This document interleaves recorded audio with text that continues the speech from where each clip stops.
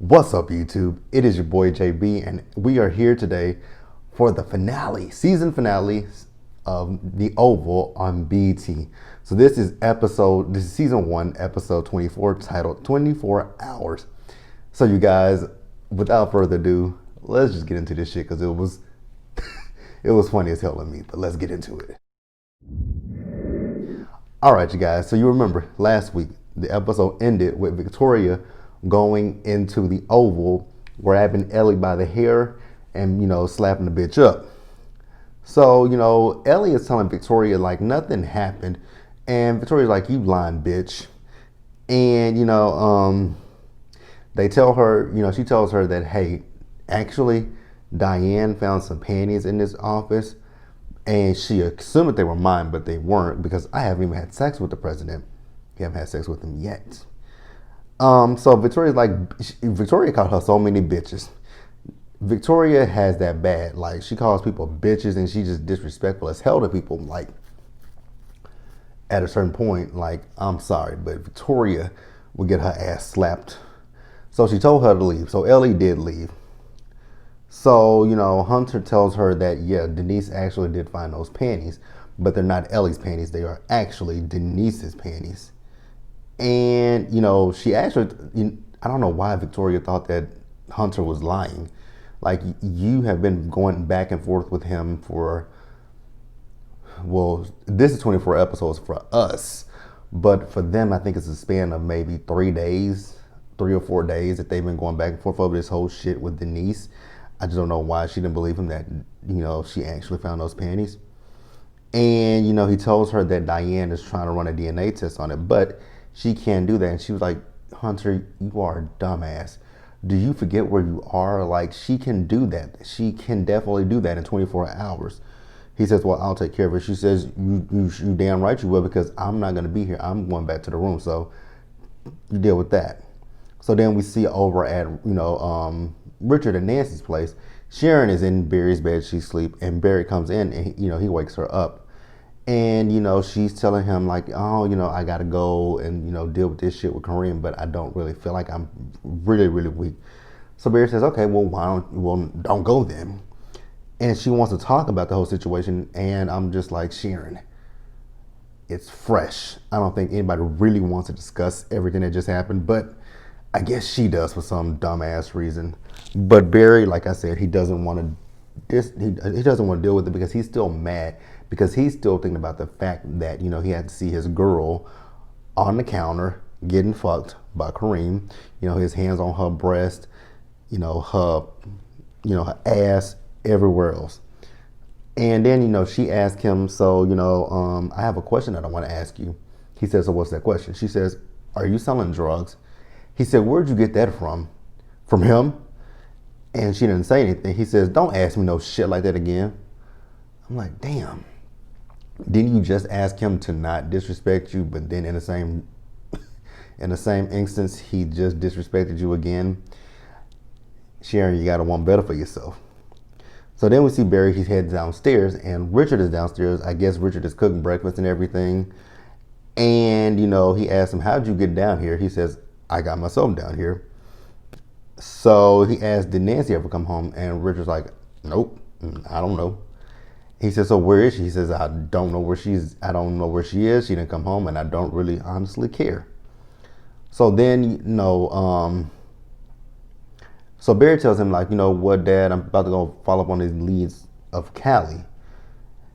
And, Richard's like, "You might want to be careful with that." And I'm like, Barry's I'm not going to talk about it. Let's move on. So once Barry gets outside of the house, he calls Sam, and he's telling Sam that he needs his help finding his daughter. And then he also asks Sam, "Did Nancy stay with y'all last night?" He says, "Yeah, she stayed with us." He says, "Okay, cool." He says, "So whenever you get a chance, like, I really do need to talk to you." So Sam was like, "Okay, I'll reach out to you later." So let's move on, you guys. All right, you guys. So here is a scene that made no sense whatsoever to me. So remember, Priscilla had Nancy's, actually Nancy stayed over with Priscilla and Sam's, right? So Priscilla wakes up the next morning. We see her, she's in the kitchen, she's cooking sausages. I'm like, "Oh, that look good." But then I was like, that looks really, I'm like, is that even real because I was looking at that skillet. I was looking at the skillet with the sausages in it, and I didn't see any grease.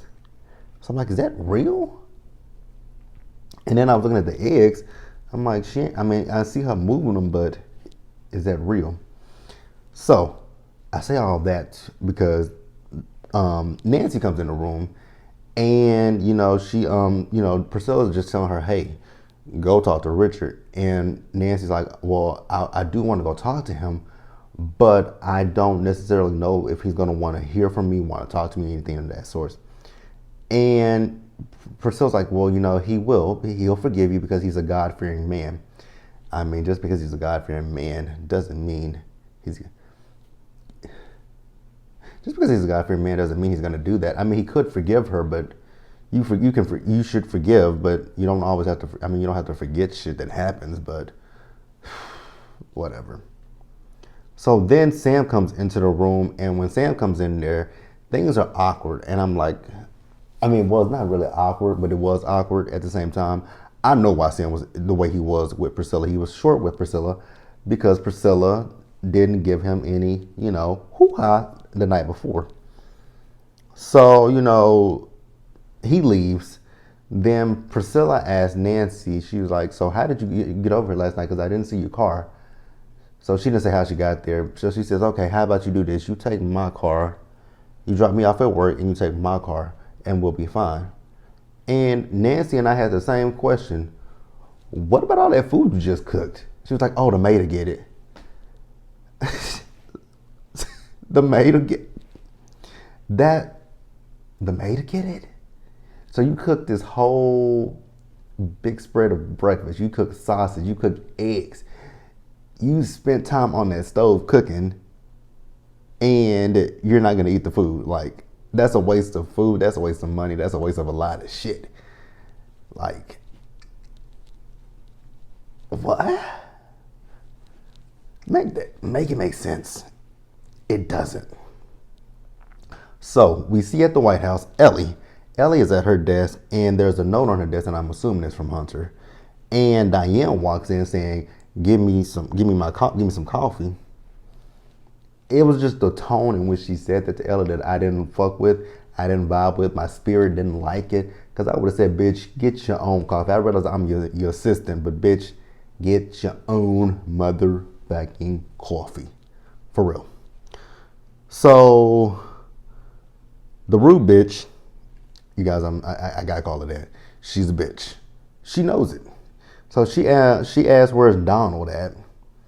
So then we see her, she calls and, checks on his DNA sample. And whoever she was talking to said it'll be ready around noon. So she says, okay. And then we see her, she heads to Donald's office. And Ellie calls, what's his name?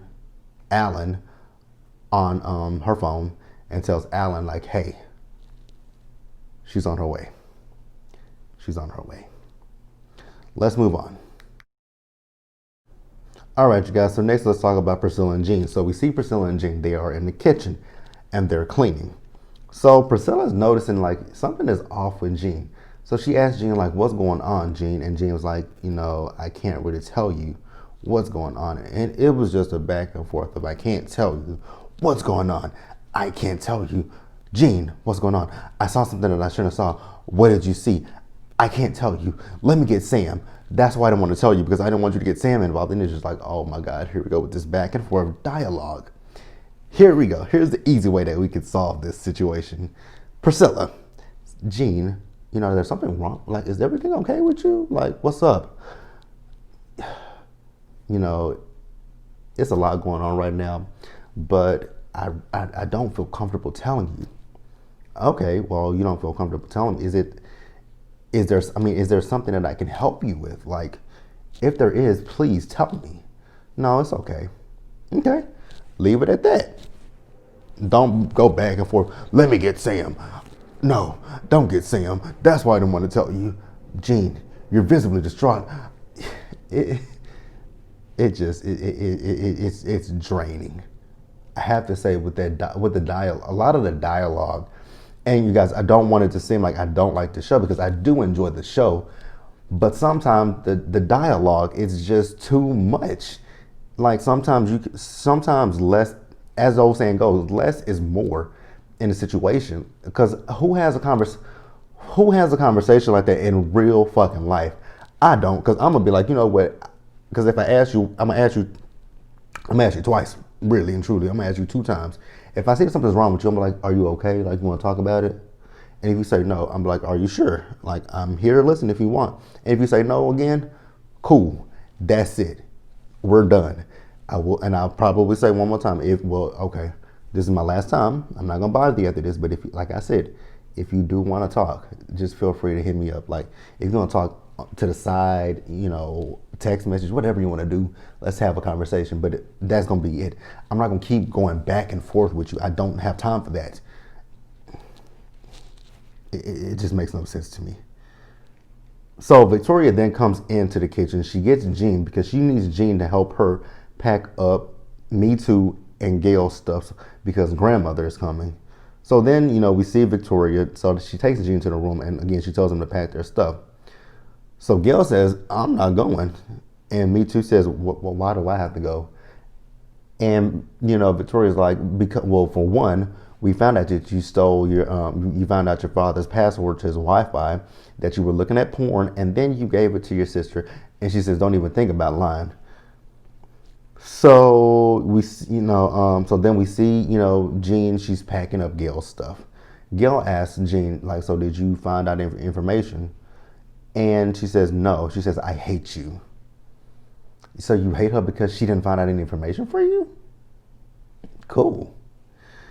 And she says, I'll tell them what you said. And I'm like, I would have been like, well, you know what? Do what you got to do. If that's what you feel is in your best nature, my dear, do it. I don't deal with threats idly. Like, I would have told her that straight up. Like, don't think you can threaten me. The fuck? But let's move on, you guys. All right, you guys. So next we see Diane. So Diane goes to Donald's office. So Diane doesn't want to go to his office to talk about these whole, panty situation. Diane wants to discuss this whole Max and Yuma situation. You got a dead agent and you got one in the hospital. And I'm still so confused as to how anybody could believe that story. Did you guys not see the holes in Yuma's body? Did you guys not see the fact that Max is on the outside of the glass window? So tell me how in the flying fuck is that possible? She's on the ground with bullet holes in it. I'm pretty sure Kyle took all the the stuff that, but even still, there would probably have to, like, where he gagged her and everything, there would be marks on her body to show that she was gagged. But again, explain to me how, if Max is outside of the building, she's inside the building. But even oh God. Oh God, none of this makes sense to me. I think this is like one of the biggest problems that I have, is where things just don't add up or make sense. And this is just one of them. But let's move on. So, she tells him that they're all tied to a dead girl, which, he's not surprised about. And she's like, how do you know? He says, I'm just finding this information out right along with you. So then he asks her, so did you accuse your aide of sleeping with the president? She says, yes. And he says, you might want to back off, because the president also knows as well. And, she apologizes. And then, she says that she's running a DNA sample on the panties. And Donald says, stop that. Like, where are the panties now? She tells him with the FBI friend. He says, who? She says, I'm not telling who they're with. So she calls them and she says, cancel that. I'll be there to pick up the panties. So then, we see Ellie. Excuse me, y'all. Ellie is telling Alan that she thinks Hunter wants to make her the press secretary, and for the life of me, I just don't. Hunter is blinded by titties and ass. Like, do you know that she's qualified to be the press secretary? So then Diane goes back to her office, and she actually is not canceling the DNA test. She wants the DNA test, to be done, but she only wants information to come to her. So then we see Victoria. So Victoria's in the residence and Kyle shows up. So Victoria asks Kyle, so, what did you do with it? He says, do with what? She says, if you do that again, he says, what are you talking about, ma'am? She says, the mattress, what did you do with it? He says, I got rid of it. She says, how did you get rid of it? He says, I burned it. She says, how do I know that that's true? He says, well, I do have video of it. So then he shows her the video of his phone, on his phone, of the car blowing up. And I'm like, okay, never mind. I'm not even going to go into that. So did Max have the... There's a hole in that story right there. There's a hole. So did Max put the mattress in his car? And Kyle, I'm not going to go there. Not going to go there. But like I said, Victoria doesn't trust him at all because she feels like, Victoria still feels like he could be the mole. Now, there have been people in the comment section that thinks that Ellie and Alan could be the mole. I can actually see that. And Victoria also knows that,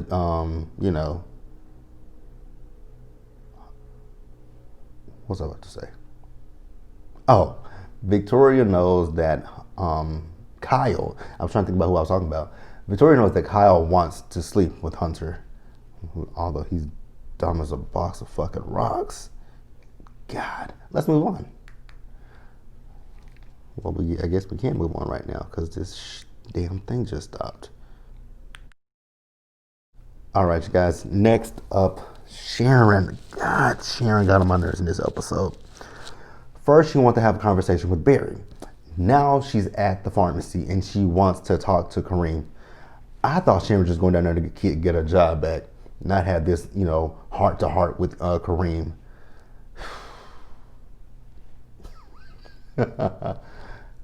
If it seems like I'm frustrated and I'm not, it's just some of these scenes. I'm so, and I know I don't want it to seem like I don't like the show. Once again, I will say that. It's not that I don't like the show. I actually really, truly enjoy the show. It's just some of the scenes, they just, if they're not repetitive, then it is a whole hell of a lot of dialogue. And it's overkill dialogue. God, I just want to... I'm going to put this out there. Tyler Perry, please get a writer's room. You don't have to take all their ideas, but you could use some help.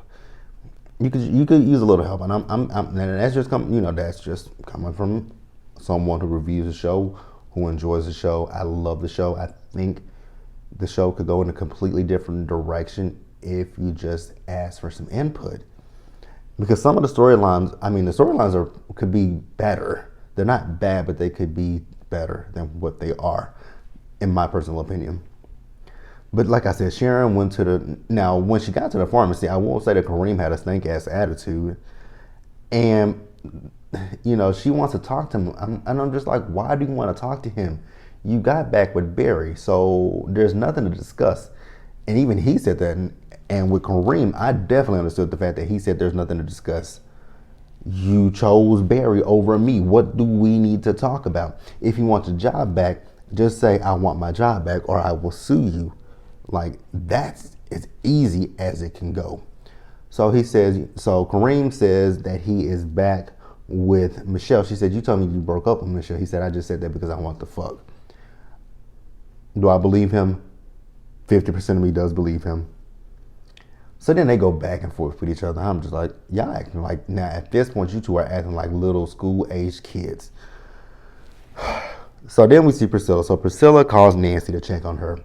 Nancy is outside of the house. Nancy is nervous about going in the house because she doesn't feel that Richard will forgive her. And Priscilla tells her, girl, he'll forgive you. You think so? Because I don't. I really don't think that man's going to forgive that woman. Honest to God, I don't.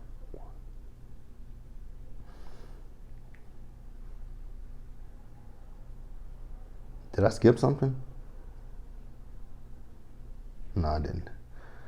All right. So then we see Kyle. So Kyle goes and talks to Donald. Again, Kyle just wants to fuck. Kyle's a horny person. So Kyle tells Donald that, he showed Victoria everything. He says, so did you put her mind at ease? He says, nothing will ever put her mind at ease. You are correct. And I when it comes to Victoria, I do actually understand Victoria. I mean, there is a mole in there. You're not going to be able to put my mind at ease because I don't trust anybody that's in this White House. So Kyle also hands Donald divorce papers that Lily had drawn up. So Kyle wants to handle this whole situation with Lily and whoever she's with. And Donald okays it. I'm like, well, damn, you just put a hit on your wife. You know that, right? So then, Donald tells Kyle about the underwear. He says, oh, that's fine. I can plant that on Yuma and Max. No problem. You think? Those underwear were found in the Oval.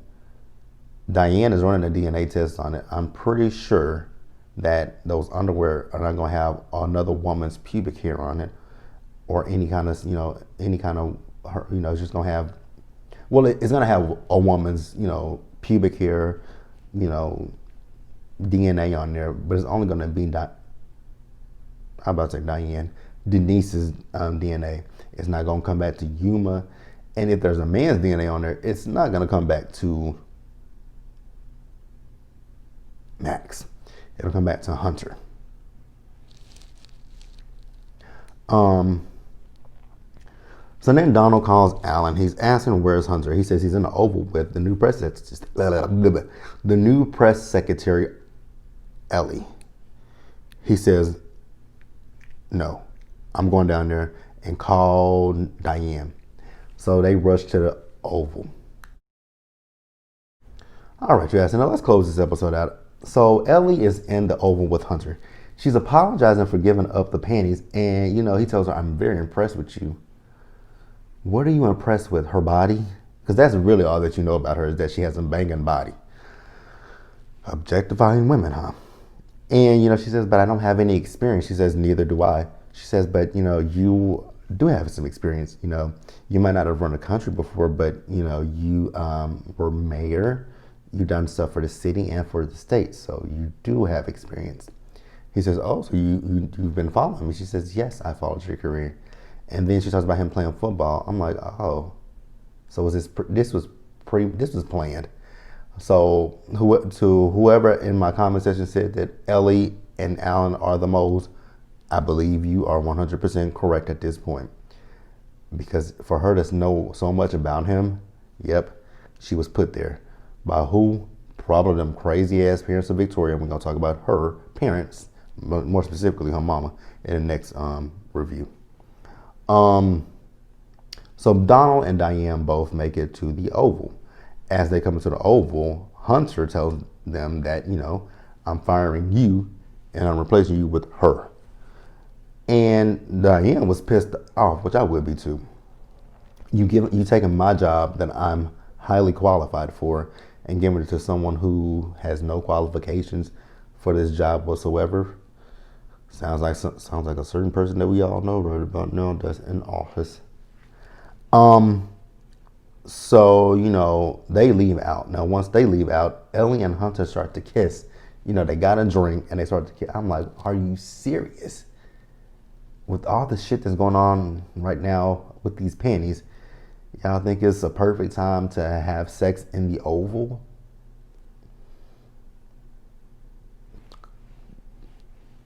Cool. So then we see Jean. So Jean, she goes and talks to Victoria. She tells Victoria that she's pretty much packed up, Gail's stuff, minus her toiletries, because she has locked herself in her closet, in her bedroom, bathroom. She says, I can go replace some of that stuff. She says, no. Whatever she doesn't have, she doesn't have. I'm like, so she don't have any toilet paper, any, feminine hygiene products, her toothbrush. She's fine without that. Like, you just want her to walk around with stank breath, not so fresh cooch, not so fresh arms, deodorant, whatever. You just cool with that. I don't know if, Mommy Dearest would be cool with that, but I mean, maybe she would. We're going to talk about her mama, like I said, in the next video, because I have some stuff to say about the mama. So then we see her, she tells her, okay, so you done with that? go pack up Jason's room. So we see her, she's in Jason's room and she's packing his stuff. Jason comes in and you can see that he's crying and he's asking her not to pack his stuff. And she's like, I'm just doing my job. So it is what it is. So then, she goes into his closet. He did call her, talk about his father's hoards and ask her, does she suck? I'm like, oh God, here we go with the Me Too, the Me Too, the Me Too. So, she's in the closet and he went in right behind her and he forced himself on her and started to rape her. I'm like, oh my God, not Jean. Not Jean. Like, Lord, please protect Jean. I just feel for Jean. But you guys, that is it for this half of the review. So, get ready for the next one because it should be up right after this. So you guys, like this video, leave your comments, and subscribe to the channel. Hit the bell notification button so you guys are aware of when I drop anything else, and share this video. Now I'm not going to finish the whole closing out until we get to the next review. So stick around, it'll be right up.